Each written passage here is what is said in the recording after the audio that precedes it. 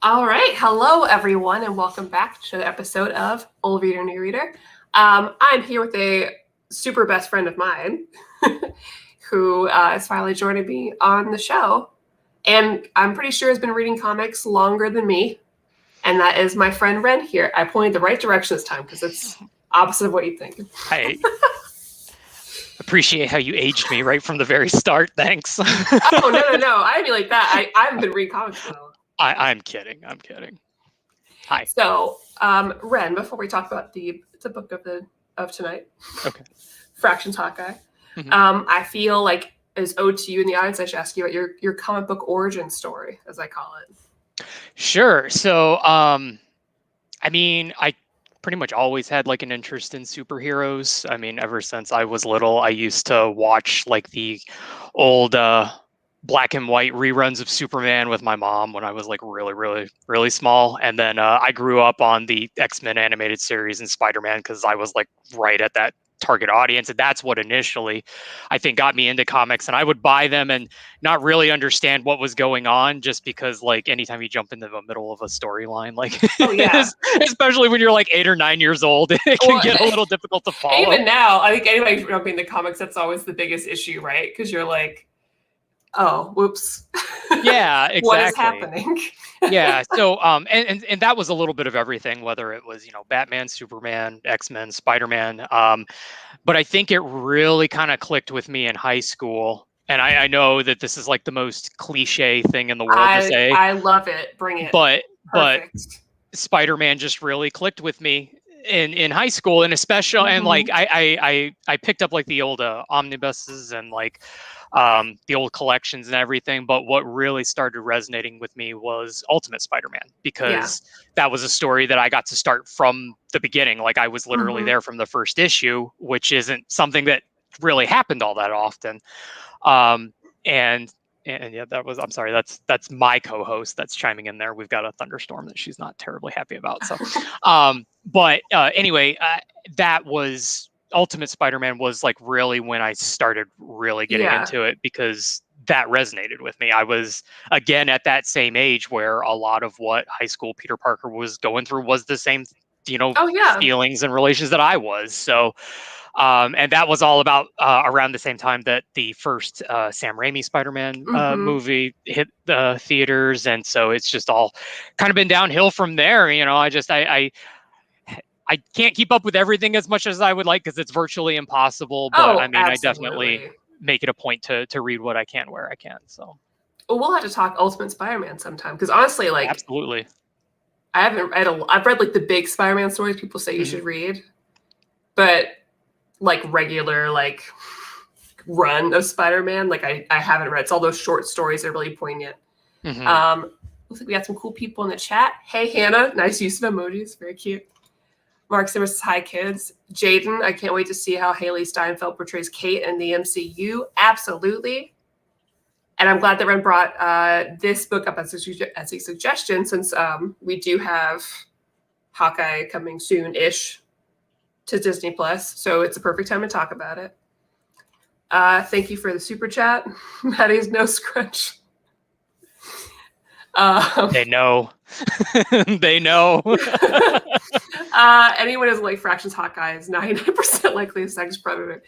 That's a big thing to say, collect NATO, but I wouldn't expect anything different from you. Chris, I like the icon for today. It's perfect. Hello to you too. So today we're talking about Matt Fractions Hawkeye. I have the omnibus, which is currently dust jacketless because I put it to the side, but I love how cute it is. But people who watch the show know that I hate dust jackets. To be fair, I do too, honestly. Thank you. Yes, finally. I get why they're there, but I find them to be more of a pain than anything else. Thank you. I hate them. Yeah. But as it is with the omnibuses in Marvel and DC, all of them have dust jackets. Yeah, which is gotta be fancy. Drives me insane. So, with this Hawkeye, we're dealing with now again, I haven't read anything previous to this with Hawkeye, not really, except he's in events. But I think this is pretty new reader friendly. You don't really need to know a lot about like what he's kind of come from. They laid out to you very well. And from what I understand from other like long-term Avengers / Hawkeye fans, mainly talking about Omar, who co-hosts this channel with me. This isn't typically the same like Hawkeye a lot of people have seen. He's probably acted differently before. So Omar's always like, yeah, I like this book, but it's very different Hawkeye. And then for me, this is my only Hawkeye. So I'm like, I love this. But he, quote unquote, died. Not really. Became Ronin, like we've seen in the movies. So I have some like version of that. And then Kate Bishop took over. And then Hawkeye came back and was like, hey, Kate Bishop, what's up? You've got my name and my bow. I like to have those back. And so I can go be Hawkeye again. But actually, you're really cool. Could we like team up and be friends? In like a kind of a weird like dad-daughter relationship almost. Very, typical many legacies, right? Like Green Arrow and Roy Harper. Just like, hey, younger version of me, I see myself in you. And I'm old curmudgeon now, and I need somebody there to stop me from like going too far. It's always the lightheartedness. It's always the archers. Always the archers. Absolutely. But yeah, it's them kind of like going through this together, and it's such a great mix of just like, I don't know how to describe it. You've got action and hilarity and slice of life, and everything I like to have in a comic book. So Ren, is this your first time reading? Because you suggested it. So I don't know if you've read it before or first time. I hadn't. It had just been in my backlog Perfect. Of things to read. But I think you definitely summed it up really well. And I think like I don't have the book right in front of me, but I think the very first page, it says pretty much just that. It says, he was like a ninja for a little while and now he's not. And that's all you need to know. It's like 3 or 4 lines. And really, I mean, that's exactly what it is. You really don't need a whole lot to just kind of dive right in. If you've got like a vague idea of what Hawkeye is, which is, hey, it's another Archer boy. Like, I mean, that's really all you need. Everything else is either outright explained to you, or you can kind of just infer it as the story goes along for like what's happening. So. Oh yeah, absolutely. You get a very good view of what this guy's about, which is not to put all the Archers together, but he and Green Arrow have some things in common. It's just that, Hawkeye, I think, went through a few more ladies than Green Arrow did. At least hair. Yeah. Absolutely. Okay, so great. I'm excited. This is my second time reading it, or maybe even third. I'm not sure, but I've loved this. Every time I've read it, I love the style of the art. I love the way the panels are laid out. I love the characterization. It just feels very real. It's not like over-the-top superhero action that you may see in other things. It's not overly dramatic, even though there is an overarching story. There's a lot of comedy in this. And that's so refreshing because I like the other things too. I love it when it's just high stakes and action and mystery and character death and all this. But this is just it's just nice. It's nice and real. And I think that's part of the reason that I was drawn to it. And it's actually a lot of the same reason that I'm drawn to like Spider-Man and some of my favorite arcs in Ultimate Spider-Man is I love like the street level stuff. Like, don't get me wrong, like the big cosmic battles, world ending threats and everything else, like they have their place and everything. And there's some really good stories there, but there's just something special and different about the ones that are just on the street that involve like a lot of very real, normal people, and in this case, like you've got all the different people that live in Clint's building that have an effect on the story in one way or another, and just their different personalities and everything that kind of shines through there. Like there's just something about that just hits a little bit different that I think makes those types of books really special. And James made a good comment. My favorite Hawkeye run, but also the only Hawkeye run I read, the series felt like reading a TV sitcom. I agree. Yeah, the banter was fantastic. Like, because it's one of those things that where you're reading it, like it's very easy to hear it in your head. Sometimes you'll read those things and it's like nobody talks like that. Like that's not how things go.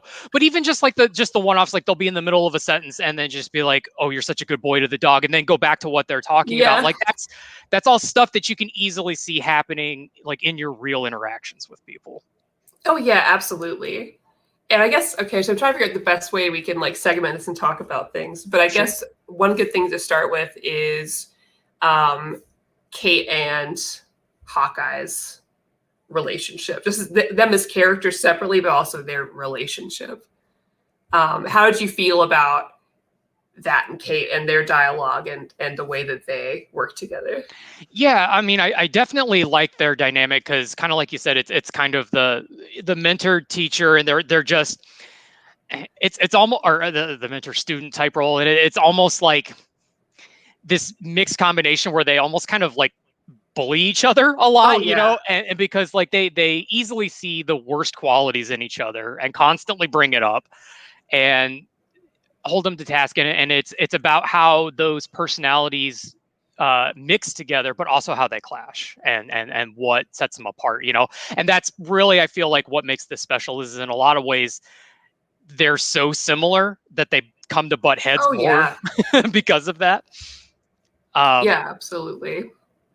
And I think in terms of like their individual personalities, Clint's pretty messed up. Like he's just, I mean, that is kind of like his arc throughout this whole thing is Clint just makes a lot of mistakes and just makes a lot of bad calls. And I mean, he even like makes fun of himself for it the whole time, and everybody calls him out on it the entire time. But that's also, I feel like, what makes it appealing along with the street level stuff is, again, we're getting back to the idea that these people aren't perfect, you know, that they're part of what makes like good superhero stories really good is when we get to see the human qualities there. Thank you. And the things that make them relatable.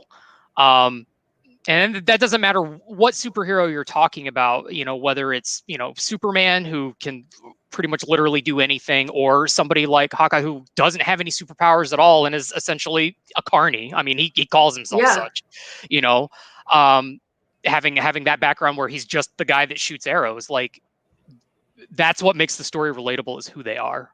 So, yeah. I'm sorry, I'm rambling. No, I love it, and I love you, because I feel like we're on the same wavelength. So I was like, oh, yes, that's true. But yeah, because I mean, Clint's struggling.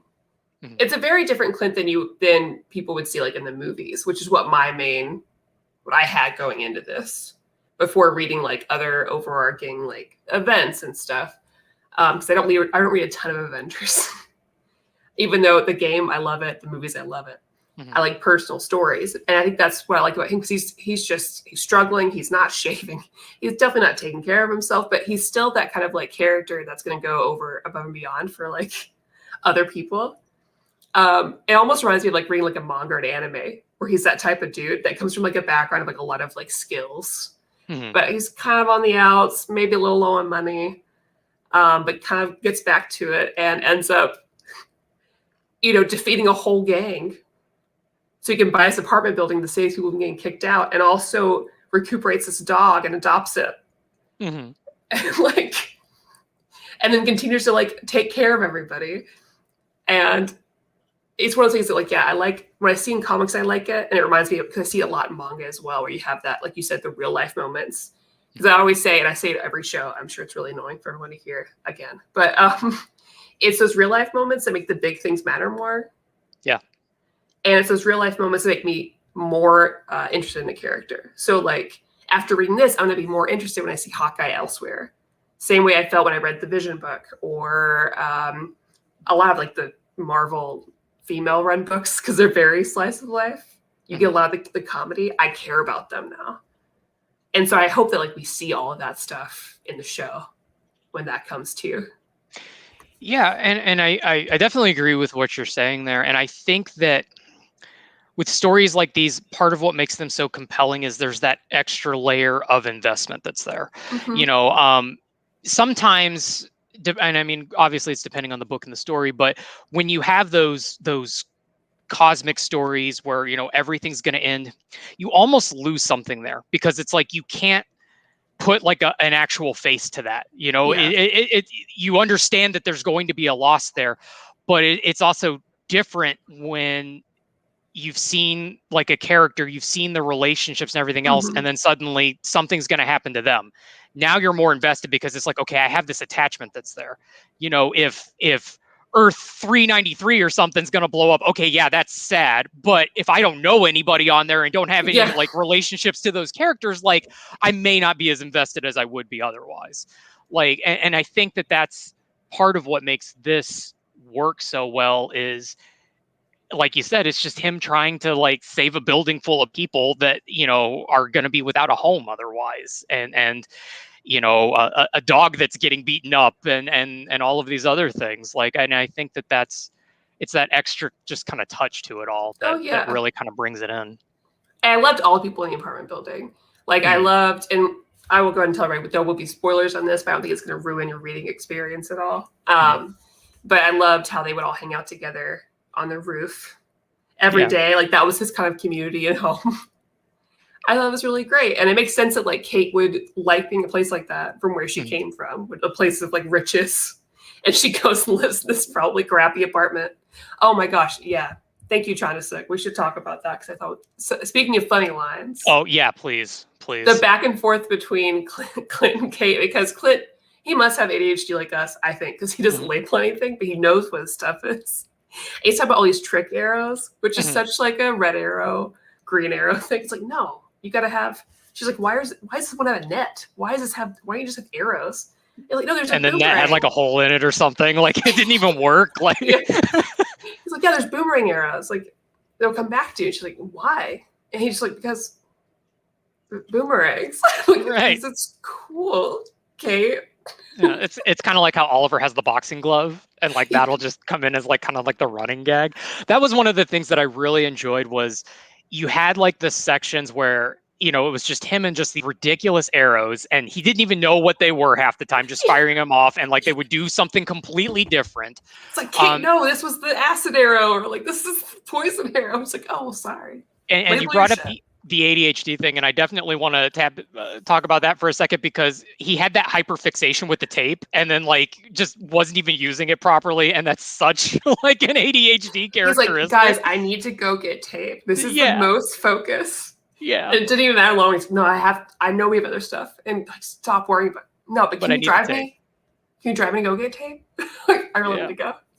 And I think one of the things that I really enjoyed about it too was they had like the sections where they would focus on the archery, but a lot of times it was just him punching people to the point where people would be like, oh, it's Iron Fist. And he's like, why does everybody keep thinking that's who I am? Like, and like, that was nice to see too, that they weren't just having him just fire a bunch of crazy arrows for 22 issues, you know, like I enjoyed that. And then the fact that people didn't recognize who he was without the bow, like that just made me laugh.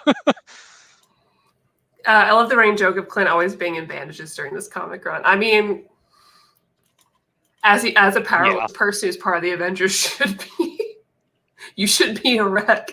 People wonder why Roy Harper got, addicted to things. Mm-hmm. He's a human hanging out with like a bunch of superheroes. Just makes sense. And while we're on that, I think one of the things that, and it kind of had to do with his own character development and everything too, but and just like not knowing when to ask for help. But there wasn't a lot of Avenger presence here, and in fact, most of the times when they got brought up, it was Clint trying to be independent from that. Like even Tony showed up at one point just to help like replace some of his electronics, and he's like, "No, I have money, I can do it myself." Yeah, that was so good. They could not figure out how to untangle the cords. You've got like one of the smartest people, member of the Illuminati and all that stuff, can't figure out how to it's just like, Clint, throw it away. I'll buy you stuff. He's like, no, I've got money.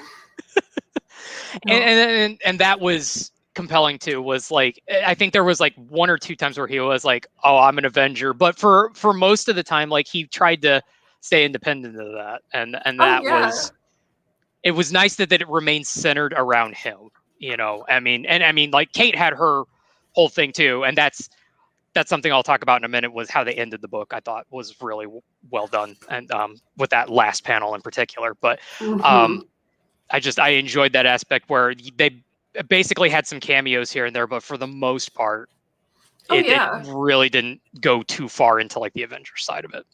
Yeah, which is why it's a perfectly good like new reader friendly book, because you really don't have to like get into everything else. You will learn about some other characters because we do have Hawkeye's exes, which is it's a bit about him I really like. Mhm. And I also like they all drew them they drew them all like in like classic looks. Mhm. Because I mean, Mockingbird was out around here. She does not look like that. No, yeah. Black Widow doesn't look like that right now. But it felt very cute, like dating game. That's not a word. Dating game. Just very vintage and funny. And I loved all of them showing up. And the way they all interacted with him and gave him a hard time. Oh yeah, the entire time. Oh gosh. Okay, there's an image I was looking for because it made me laugh so hard, and I can't remember where it is, but not that it's totally related to what we're saying, but I knew I'd forget. There was a part where it was Kate doing stuff on her own, Mhm. and she was burning this building, and you see her turn around and do the meme. Yeah, I caught that, That and was the I lost funniest it. thing to me. That like little girl in front of the fire meme. Oh my gosh. Oh my gosh. Is Alex Turcotte here? I love Alex Turcotte. So do I. Alex is so great. I love him. Hi, Alex. I love you. Anyway, Oh man, Rent is so cool. I love the musical. It's fantastic. I'm glad we have other musical theater and Broadway enthusiasts here. And that was the thing too, was there was just so many like pop culture Easter eggs in like every quip, especially with Kate. She called there was a guy that was like all dressed in white at one point, and she called him THX-1138, of which was like a reference to one of George Lucas's like early films where they looked the characters in that film looked very similar to that.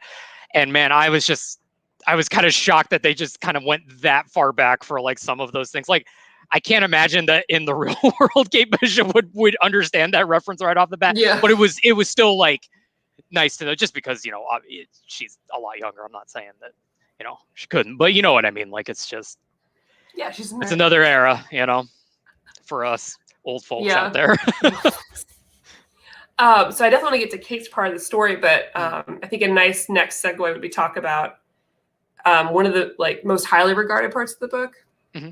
One, Clint's relationship with his brother that shows up, and two, whenever Clint ends up losing his hearing again or gets damaged again. Yeah. Which we get to have this whole part illustrated where you see, they touched on the beginning of the book with his lip reading, but they don't really talk about it until later, where he's really struggling. Mm-hmm. And you have the way that's whole illustrated with the sign language, the lip reading, with the way that the dialogue is written differently. I've always been so impressed by the whole layout of that.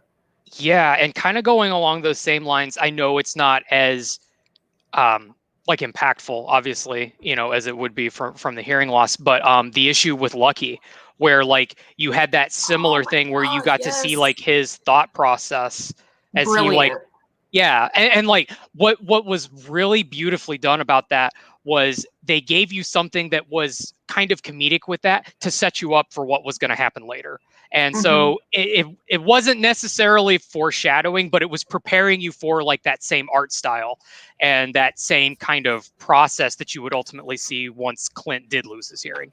And I loved that a lot because just that whole a good image of Lucky, that whole where you see him kind of look around and you have the images of things. Right. Like, and so understand like his story.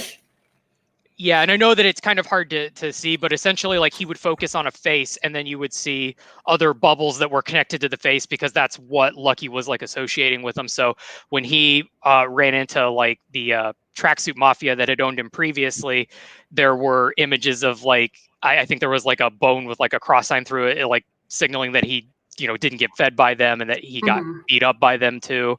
And he had like a danger symbol and stuff like that. And like, that was just such a great way to show like how a dog would like think through that situation and like how they associate things. And again, like it would keep it lighthearted and comedic. But then when it comes time later on for Clint to start, when they do all of the signs and then like the lip reading and everything else, like you've already been conditioned to that from seeing things through Lucky's point of view. And that was just, Absolutely. I thought that was really well done. And I love that the way it was put together is like almost instructional. So like, the 1, 2, and 3. So, I mean, I don't know sign language, but you get the gist of what's going on. It still helps you get in like the mindset of what he's having to look through. which I love. Like the whole, and I can't see it that well, but the whole setup of that, I really love the whole layout. And I love them going back and forth about him and his brother, who's been with him, who's understood him when he was younger and dealt with hearing loss, and like how he's really stubborn about it and how he doesn't try to get help, or sometimes doesn't even want to sign or talk to anybody about it. Like, I love it. And I love seeing disabilities in comics. I'm sure somebody will show up and be like, it doesn't matter. A good story is a good story. A good story is a good story. This is great to see. Yeah. And it's done well and with respect, I feel like. I'm not from that community. I don't know. To me, reading this, it seems like it's done respectfully. Yeah. I wish there was more of this, because I know that gets taken out a lot with Hawkeye, from my understanding of like videos where like, oh, well, he's deaf when they feel like it, basically. Yeah, my understanding is he's kind of gone deaf and then either recovered through like, I think he got some hearing aids from Tony Stark at one point. I don't know how those carried over. It's also hard to tell because there's so many like different stories that take continuity place in different is times. a nightmare.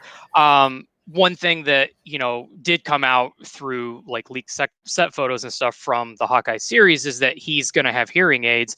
And I'm really hoping that I'm sure it will be treated with the same kind of respect, because like this kind of has so much of a reputation now for like how it's been handled and everything that, and I really hope that kind of brings some more depth to MCU Hawkeye, because unfortunately with these movies, like they're some characters just don't have the background that others do.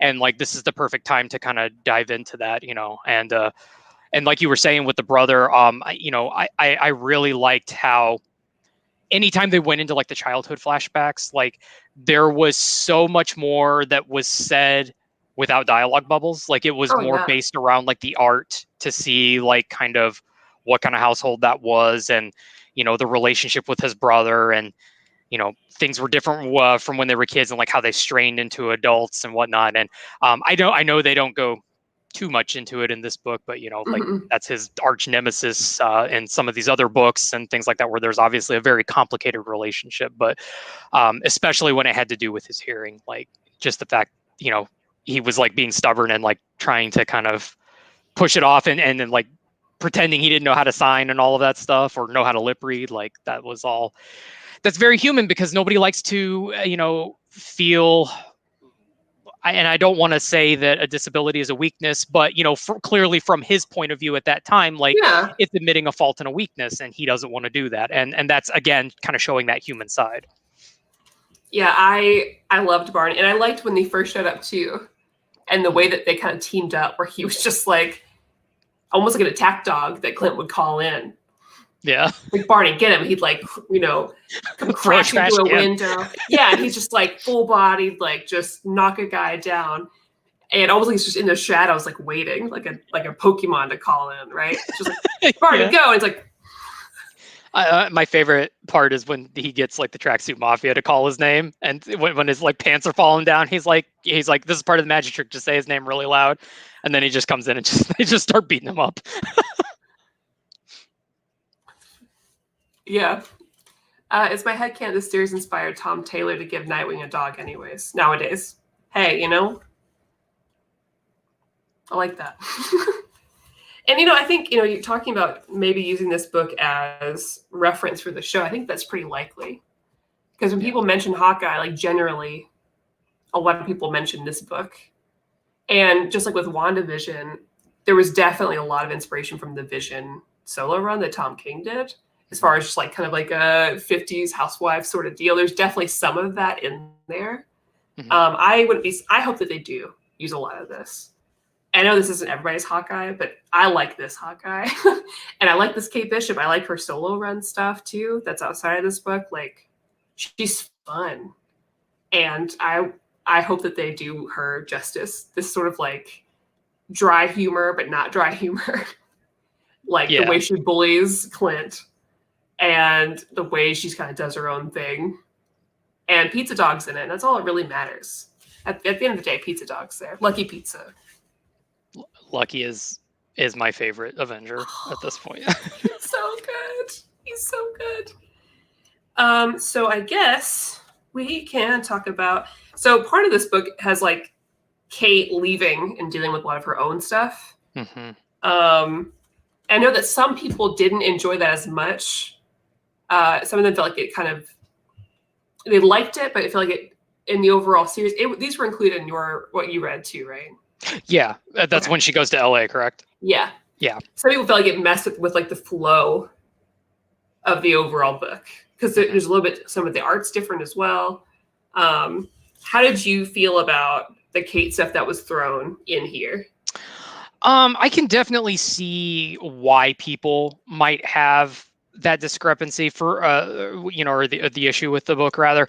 For me, I was so invested in kind of what was going on and what was happening with the characters that I will just freely admit, like, it was really easy for me to look past. But at the same time, like, I can recognize like why that would, kind of throw things off for other people. Sure, like I can definitely see that argument. And it that is like, I think one of the things that is a fault with this run is the pacing is a little all over the place. It's don't get me wrong, it's a great book, and I think as a whole, like, it comes together really well. But there are moments where it slows down, and I think that Kate's LA stuff was a little bit slower compared to like the first, 5 or 6 issues of the run, where we were just constantly snapping back and forth, and there was always something going on and a big fight scene, and then there was hardly any downtime.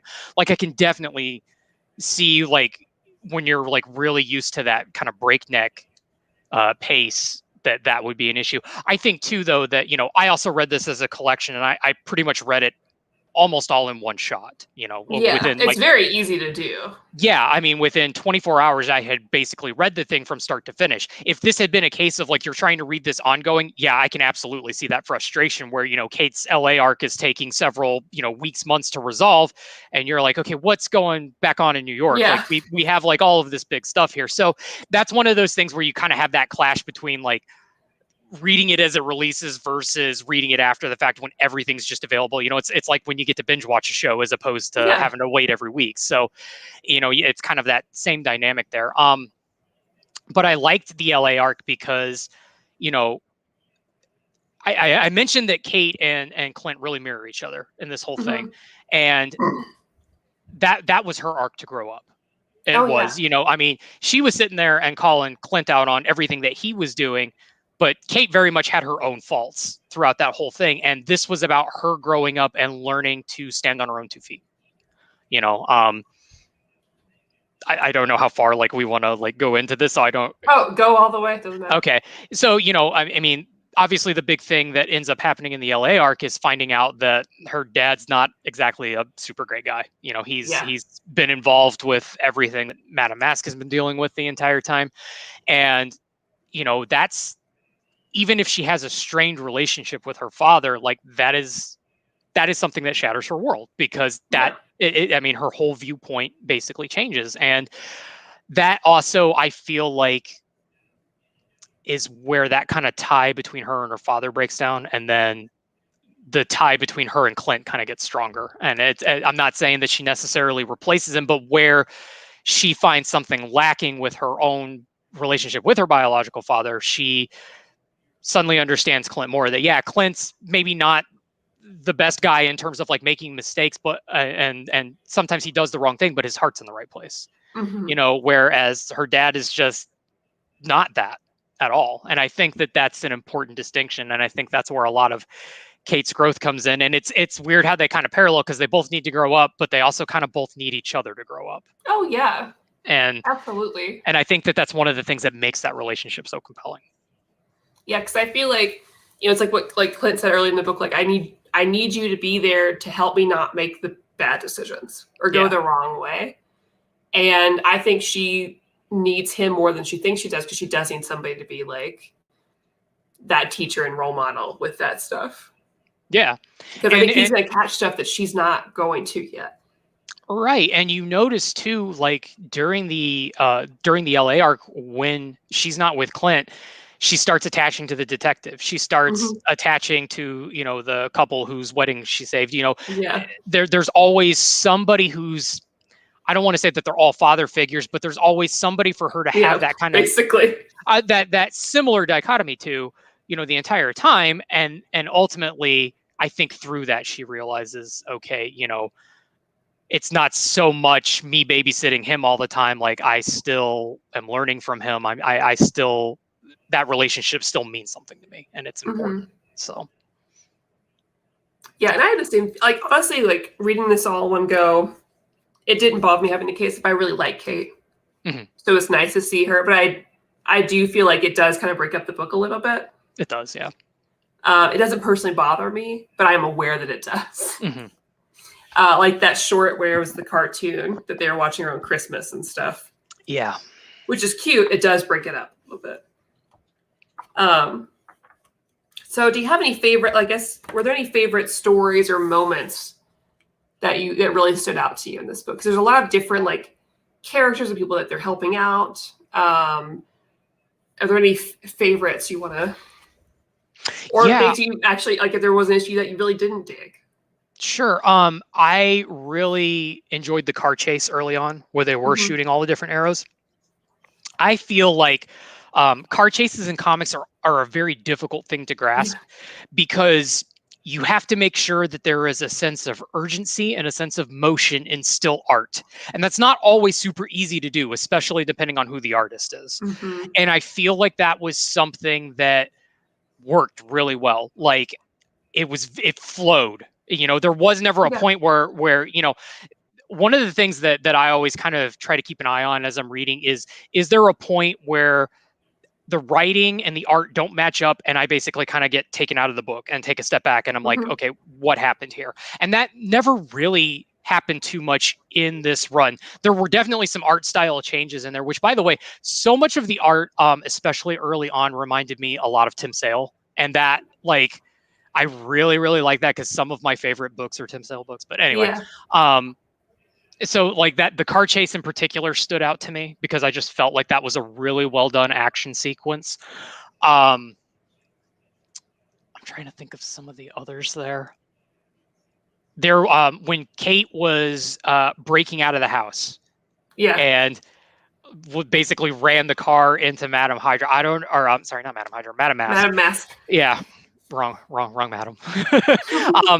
But there was something about just the art and the way that those scenes were done too that was just really good. And obviously any of, like, the sign language panels and the Lucky stuff that we already talked about, that all, I just really liked. I would say the only thing that got me personally, and I realized why it was there, was the running gag of the bros.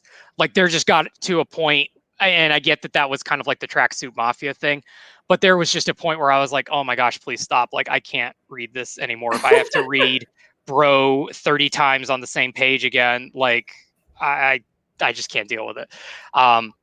But at the same time, like, I get it. It's a running gag. And that's one of those things that's going to work great for some people and not work so great for others. And I just fell into that other category. It was funny for, like, the first couple of issues. And then later on, I'm just like, oh, like, whenever the Tracksuit Mafia was gone for a little bit, I was just happy for the break at that point. Oh, yeah. So,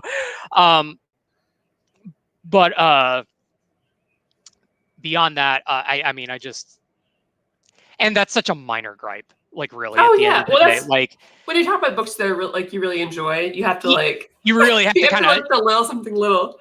Like, I like that redheaded lady. Sure, but I liked everything. What was that? Penny, I think it was. Yeah, the one that was like the ex-wife of, like, one of the yeah. Which, boy, they kind of gave a hint of her having a Grimm in there. When she's on the plane and the other guys just kind of sitting in the seat in front of her. I definitely appreciate that open-ended, but you know what happens type of ending there. Oh yeah, but I did like the thing they did with all the comic books that she had sent him. They did all these, like, fun vintage covers throughout. Yeah, and I thought that was really interesting too. Was, like, they would kind of jump from, like, the vintage style to the modern style, like, where it was appropriate. Yeah. I'm a big fan of Black Widow's, like, vintage 60s look with so much. the bumped up hair, and then like seeing that again, you know, I like, and the thing that I love so much about that is you look at her and you know exactly who it is. Like you don't second guess it at any point. Like you're just like, that's Natasha. Like you just know. But for example, Jessica Drew, like I didn't realize that was her there for a little bit. I didn't either, so they said the name. Yeah, they don't call her by name until like very later on, and that was one of those things. And if I hadn't like previously known just from like sheer comic book trivia that Hawkeye and Mockingbird were married at one point, I wouldn't have known that was Bobby kind of right off the riff, because she looks vastly different in that style. Not bad, just different. And it took a minute to kind of put 2 and 2 together and be like, okay, like, is this the same character, or is this somebody else based on like something else in this storyline somewhere? But yeah, I've kind of gone off to like 50 different things. But to your point, yeah, like it's such a good book that you really have to nitpick to really kind of find the things that are, anything there is like such a minor gripe, and at the end of the day, it's easily overlooked. I feel I don't feel like this book has any really glaring flaws. Like there's definitely like some things that are kind of like, well, you know, that might not be so great depending on the type of reader that you are. Yeah.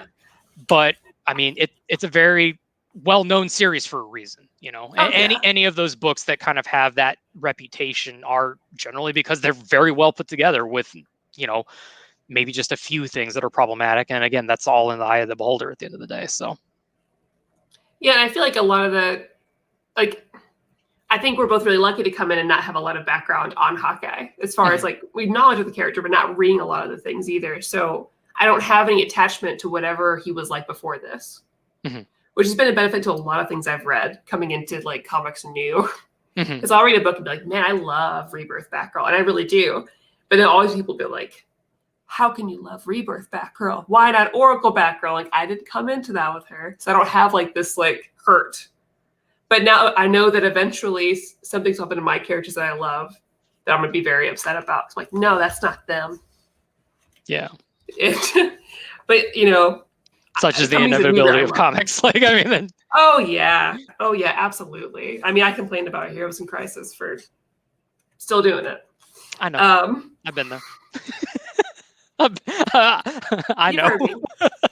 It's okay. He's alive. And I get it. I get it. And the thing is like, if you're complaining about that, that just shows that you have that level of attachment to the stories and the characters, really. You know, as long as you're not threatening writers and stuff like that, and, you know, calling for them to be physically harmed or something, that's different. So I guess we can talk about how we felt about the ending, and then we can rate it, and then just hang out with the chat. Yeah. I love that, like, right at the end, you feel like it's going to close out with a Hawkeye thing, and then Kate steps in, and then it's, you know, a Hawkeye and Kate Bishop story. And that's the thing that I really liked about it, was it did start as a Hawkeye story, but it ended as a Hawkeye and Kate Bishop story. And I appreciate that they gave it that level of recognition and gave her the recognition that she deserved. Because let's be real, when you have those type of characters that are very similar to like a mainstream character, you know, whether it's Kate Bishop, if you've got, I'm trying to think of some of these other characters that are very similar, Damian Wayne, you know, Roy Harper and stuff like that. Like, sometimes it can be really hard to get them out of the shadow of the character that they very closely resemble. And I feel like that in this book in particular, and I mean, all of those characters that I mentioned previously have had their own time to shine in various parts, but in this book in particular, like, there was never a point where I was like, oh, it's just female Hawkeye. You know what I mean? Like, it's okay, this is Kate Bishop. Like, I understand this character and I respect her as a standalone character. And I think that that's really important to have that distinction. And I appreciate that, you know, they went kind of that extra step just in those last few panels to reinforce the idea that it wasn't just Hawkeye's story, it was both of their stories. And that was really cool. Absolutely. And especially when you can tie it into the fact that the book is just named Hawkeye, and the entire time they have the running gag of, hey, Hawkeye, like they both call each other the same name. And so that just all kind of wove together really nicely, I thought. Yeah, I like that. I feel like he's very respectful. And I do think Marvel does a good job with its legacy, like its newer legacy characters feeling very distinct, but like related but distinct from their predecessors. Yeah. Like a really fun way. Every time you say Hawkeye, I think you say hot guy, which, I mean, they say Hawk guy a lot in the comic, which is really funny. We can't determine if he's hot. His face is under bandages like 95% of the book. He's hot to me, but, yeah. It's a broken man. A very broken man. With quirks. Are you the one that's like, I can fix him? I can fix him? No, I'm just like, he's really funny. Okay. I mean, he is. Marvel having a continuous timeline, never rebooting, gives us great Easter eggs and callbacks like that. That's true. Yeah. I mean, I'm sure, like, I'll admittedly, I'm a bit more of a casual reader, but I do appreciate that for the longtime readers and stuff that they do have those Easter eggs in there. Absolutely. Maddie just finished. Hi, Sky. Do you think that Starsky would make the next logical writer for a Hawkeye book? He's the only in-house talent that I think could do justice to an authentic Arrow Flynn, Wade, Daredevil, 90s Zorro style comic swashbuckler overhaul of this character's supporting cast, etc. Oh yeah, I think Starsky would be great, honestly. And Elliot and Clark Nano, I do agree that Scott Lobdell sucks. It breaks my heart. Anyways, so I guess it's time to get to our rating. On the show, we always end with a rating out of 10. Mm-hmm. Just because that's what we do. Even though I think ratings are very up to the person. What are we? Is it like 1 to 10 or? Yep. What are we doing? Okay. Man, honestly, I want to give it a 10 out of 10. Personally, I really like this book. I could reread it often. It still feels different and fun to read. I love the art so much. I love the way the panels are laid out. For my brain, it's just like the easiest thing to read through quickly. It's just laid out so nice. And it keeps you interested. It's just different enough. Yeah. Yeah, I think I would give it a 9 out of 10 for almost the exact same reasons. And I don't mean to be that stingy guy, but it's just stingy. It's just giving a 10 out of 10 for me is like there are very few things I would do that to, just because like it's so hard to hit that upper echelon. And like if you rate everything as a 10 out of 10, then suddenly the scale just doesn't mean anything anymore. But no, I definitely agree. It's something that I actually want to go back and read, and I may do that once we're done here again, just to see like what I didn't pick up on the first time, to see like the smaller nods and just maybe just those little things here and there that I didn't notice, because there's a lot of subtlety in the art too, like things in the background that I would notice. Like I would be later on in a panel, but something would catch the corner of my eye and I'd look back up and be like, oh, I didn't see that there a second ago, So I kind of want to go back through for the sake of seeing what else is like that I can catch. It's just because it's a good story, I love how grounded it was. It definitely made me like Hawkeye a lot more, because I never necessarily had a problem with the character or anything, but it's not okay, it's time for me to go read something, I'm going to go seek out a Hawkeye book. Like that just doesn't, it's just nothing. There's just not that compelling need to just be like, yeah, like, let's go do that. But now I'm like, okay, now I'm more invested. Like now I want to check that out, and I want to go check out more Kate Bishop. Like that's, yeah, absolutely. And see more of what's going on there. So yeah, it's solid 9 out of 10 for sure. And definitely one that, like, even though we live in a digital age now, like I would like to have the actual physical copy. Yeah, for sure. I will say the omnibus is out of print, which is a bummer, but there are the 2 hardcovers. Well, that may be something that changes once the show hits, because as I think it will. Yeah, you know how they work. So yeah, typically they'll re-release. And if you want to read more Kate Bishop, her solo stuff is really good. And like Jessica recommended up here somewhere, West Coast Avengers is really fun. Yeah, I've heard some good things about that. So let's see, other people gave their ratings. Elliot said you could have done a 1 to 12. 12 and 3/4. Okay. Jessica gives a 9 out of 10. I love it every time I read it. Giving it to many new readers. James gave it 4 full size out of 5. I love it. Chris gave it Nice. out of 10. Jaden gave it 9 out of 10. I love grounded Marvel stories, which is why Starsky's Daredevil is one of my favorite comics out right now behind Maestro. Words. Oh my gosh. Elliot, is Kate Bishop related to Kate Rucker? Kate Get Parker? out. I'm in chest in their stuff. Lars stated that David Aha made it a 10 out of 10. I like it. Art was fantastic. So now we have time to chill with the chat. So if you guys have any questions for Ren or just whatever, we can chill for the remainder. Yeah. So just to kind of give a little extra background on why I wanted to pick this was I really didn't have like any background on Kate Bishop at all. And it wasn't until I actually did like the downloadable content for the Avengers game and she was in there. Which, by the way, I thought she was very, very well done there. That game has a lot of faults, but the characters and their interactions and everything are just top notch. And that actually made me want to seek this out, was how she was portrayed there and their relationship in the game. Which unfortunately with when it came to Hawkeye's time, there wasn't as well developed as Kate's portion of the DLC was, but that's what made me want to go seek out the book was that. So, and I'm glad that if anything, it brought me around to that. So. Oh yeah. And I look forward to getting to the Kate Bishop part of the game because I really liked all the story stuff a lot. Like it's so good.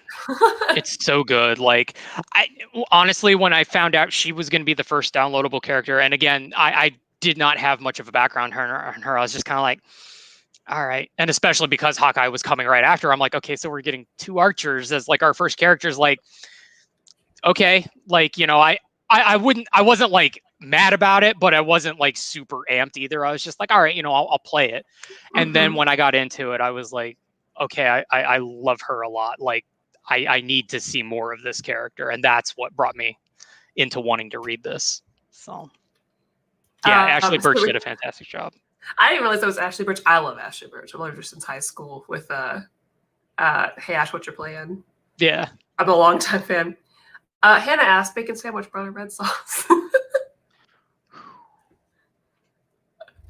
Ooh. Honestly, I can go either way. I just like with most things in life. Hey, wink, wink.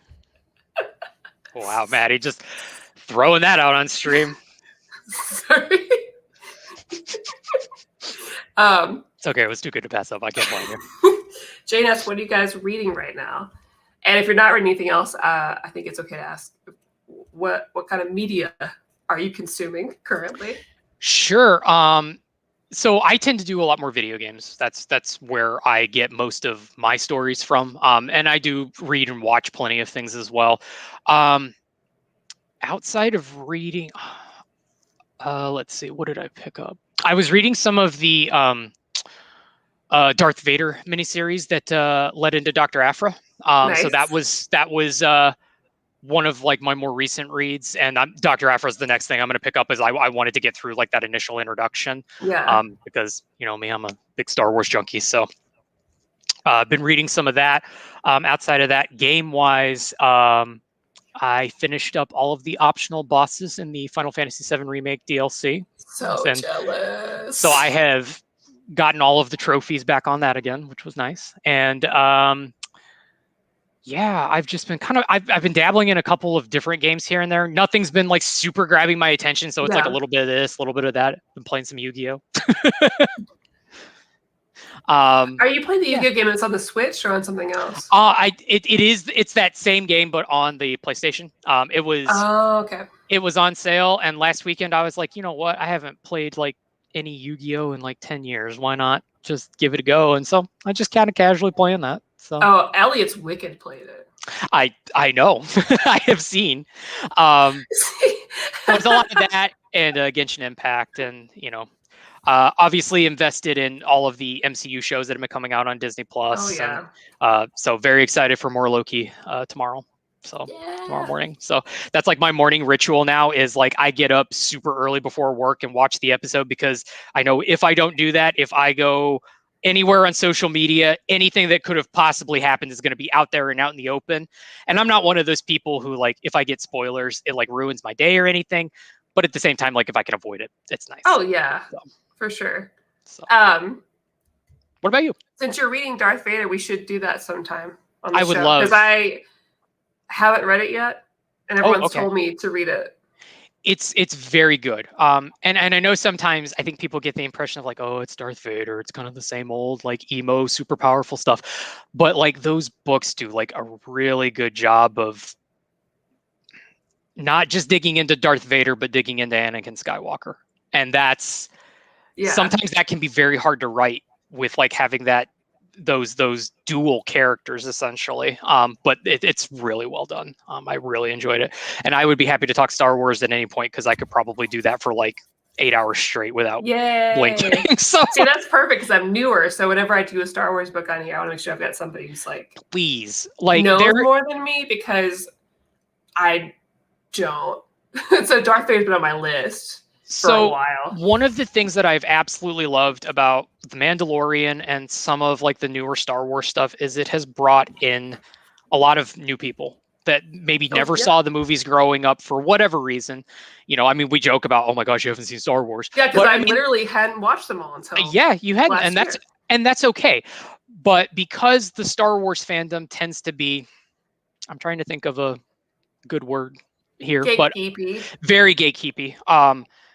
There's nothing I love more than being able to talk to somebody who has just now seen it for the first time, who's not doing, you know, for lack of a better term, the dick measuring contest of, oh, well, I know this, like I've been a fan since blah, blah, blah.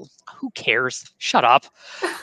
You know, I'm just happy to see you be excited about something that I'm excited about. And like, and like, I think that there is something special about getting to relive that feeling of seeing it through the first time through somebody else's eyes and like seeing their perspective on it and knowing that they have so much more to look forward to and so many other like great, good storytelling there. Some not so great, but some really good. And just getting to talk about that with people is just really, really cool and really rewarding. It's been so fun. And speaking of Star Wars and what I'm reading, these two just arrived today. Oh, dang. I am admittedly behind on my High Republic.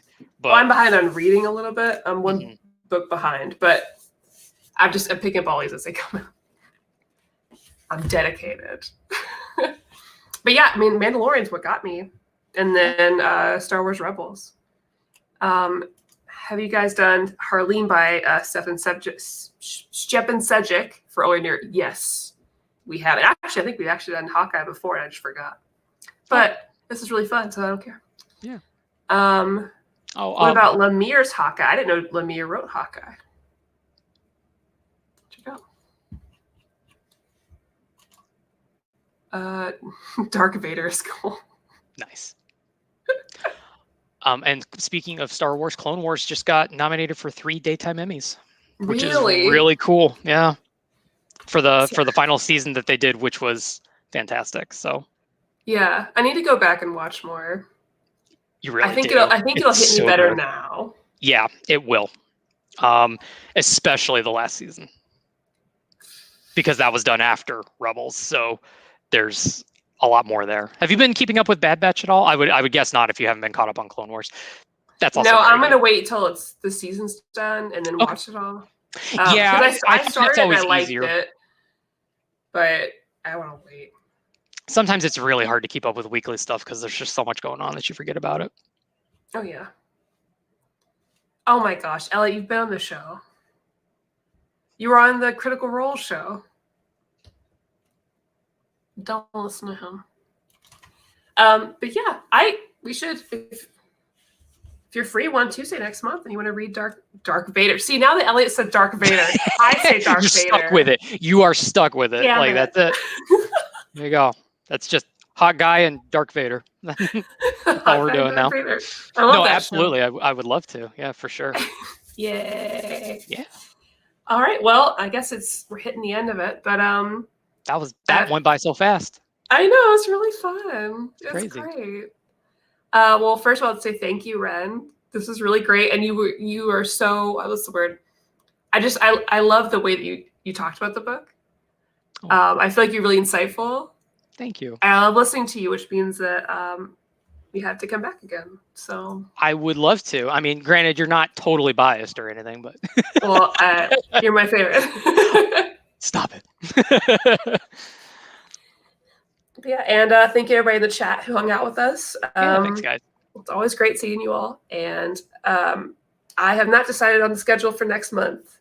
I am behind, but it's my birthday month, so I get a pass. Do what you want. Yeah, I mean, whatever.